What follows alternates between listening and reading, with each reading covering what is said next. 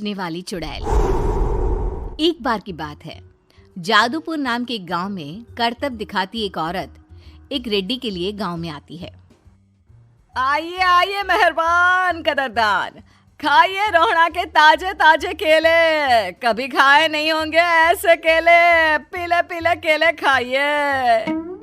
ये कहकर रोहड़ा हाथों में 4 केले लिए उन्हें सर्कल में जोर जोर से हवा में उछालती हुई करतब दिखाती है, जिसे देखकर आसपास के सारे बच्चे अपने अपने मम्मी पापा से उस औरत के पास जाने की जिद करने लग जाते हैं। पापा, ऐसा तो सर्कस में बॉल से होता है ना, ये आंटी तो केले से कर रही है। चलिए ना पापा, देखते हैं। रोहड़ा एक पतली सी तार पर चलती हुई केलों से करतब दिखाती है। आते जाते सभी लोग बाहर रुककर उसके करतब देखते हैं और वाह वाही करते नहीं थकते। जैसे ही एक आदमी पास आकर उसे पैसे देने लग जाता है, तब वो कहती है, अरे नहीं नहीं साहब, मैं करतब तो बच्चों के मन को बहलाने के लिए करती हूँ। धंधा तो मेरा केले का है। पीछे देखो मेरी रिड्डी, जो भी मेरे केले खाएगा मेरी तरह चुस्त दुरुस्त और तंदुरुस्त हो जाएगा। पता चलता है क्या कि मेरी उम्र 55 की है। अरे पर ऐसे ठंड के मौसम में कोई केला क्यों खाएगा? ये ऐसे वैसे केले नहीं है साहब, ये शरीर में गर्मी देते हैं, ठंड को दूर भगाए। जो भी रोहिणा के केले खाए। पापा, अगर मुझे केले नहीं मिले तो मैं घर नहीं जाऊंगी। तभी उसके पापा कहते हैं कि बेटा, केले ठंड में कभी गर्मी नहीं देते। ये सब कहने की बातें हैं, सामान बेचने का तरीका है इनका। पर पिंकी नहीं मानती। मैं केले खाऊंगी। पिंकी की जिद के आगे नत्थू हार जाता है और उसे केले खरीद कर दे देता है। पिंकी खुश होकर केले घर ले आकर खाती है। अब मैं भी करतब करूंगी, कितना मजा आएगा। जादुई केले। पिंकी पहला केला खत्म भी नहीं करती कि वो बेहोश हो जाती है। दूसरे केले से एक काला धुआं आता है और रोहड़ा चुड़ैल बनकर बाहर निकल आती है। मेरे भूतिया केले बच्चे न खाए, ऐसा हो ही नहीं सकता। जादूपुर वालों, कब तक बचोगे? आ गई हूं मैं रोहड़ा, जिसका कोई नहीं कर सकता सामना। रोहड़ा पिंकी को गोद में उठाकर काले धुएं में कहीं गायब हो जाती है। शाम के वक्त नत्थू घर लौटता है और पिंकी को घर में ना पाकर उसकी माँ से कहता है, माँ पिंकी कहाँ है? अरे बेटा, उसे तो तू सुबह करतब दिखाने ले गया था ना, फिर कहाँ वापस आए तुम दोनों? मुझे लगा तू उसे अपने साथ मंडी ले गया होगा। हे भगवान, मेरी बच्ची कहाँ गई? मैं उसे घर ही तो छोड़कर गया था माँ। नत्थू गांव के घर कोने में अपनी बेटी को ढूंढता है, पर उसे वो कहीं नहीं मिलती। परेशान होकर आके रो रो कर नत्थू हिम्मत हार कर घर लौट आता है। अगली सुबह रोहड़ा फिर से करतब दिखाने आती है और इस बार पिंकी की तरह रोनी केले खरीद लेता है। 50 रुपए दिए थे पापा ने, सारे पैसों के मैंने केले खरीद लिए हैं। अब मैं भी आंटी की तरह ही करतबबाज बन जाऊंगा।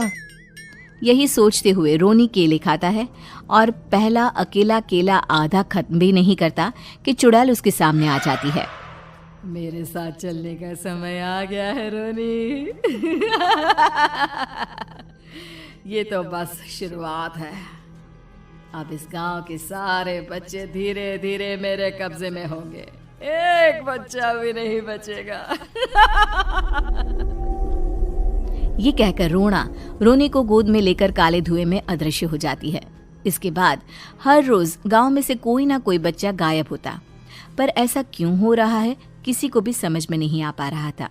रोज की तरह अपनी बेटी पिंकी की तलाश में नत्थू गांव के एक तालाब के पास बैठा रो रहा था। कहाँ गई मेरी पिंकी? शकुंतला के जाने के बाद एक वही तो मेरा सहारा थी। अरे उसकी आत्मा कोस रही होगी मुझे कि मैं अपनी बच्ची को संभाल भी नहीं पाया। नत्थू ये कहता हुआ रो ही रहा था कि तभी तालाब में से उसे शकुंतला की आवाज सुनाई देती है। कहाँ थी तुम शकुंतला? हमारी बच्ची और सारे गायब हुए बच्चे रोहड़ा के कब्जे में हैं। वो बच्चों को जो केले देती है उससे बच्चे बेहोश हो जाते हैं और उसके कब्जे में आ जाते हैं और वो उन्हें ले जाकर काली दुनिया में ले जाती है। पर वो ऐसा क्यों कर रही है? ये मैं नहीं जानती, पर उस दुनिया का रास्ता मैं आपको बता सकती हूँ। जहां ये नदी खत्म होती है वहां एक केले का पेड़ है, उसके नीचे एक दरवाजा है, वहीं से रास्ता जाता है उस दुनिया का। ये कहकर शकुंतला की आत्मा गायब हो जाती है।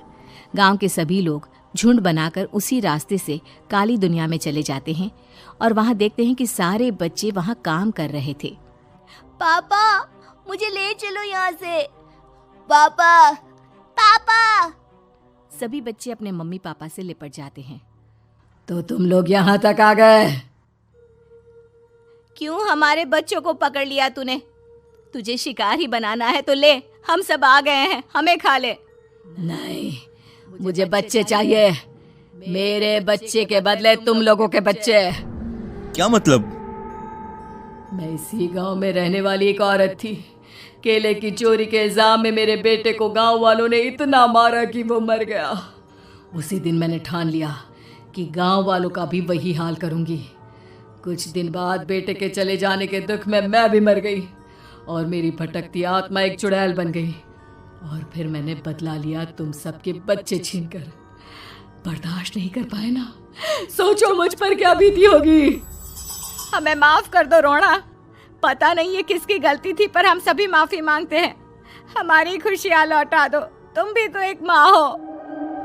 गांव वालों की बात सुनकर रोना का मन पिघल जाता है और वो बच्चों को छोड़ देती है। उसके बाद काली दुनिया बच्चों के लिए जादुई दुनिया बन जाती है। अब कोई भी कभी भी वहां आ जा सकता था।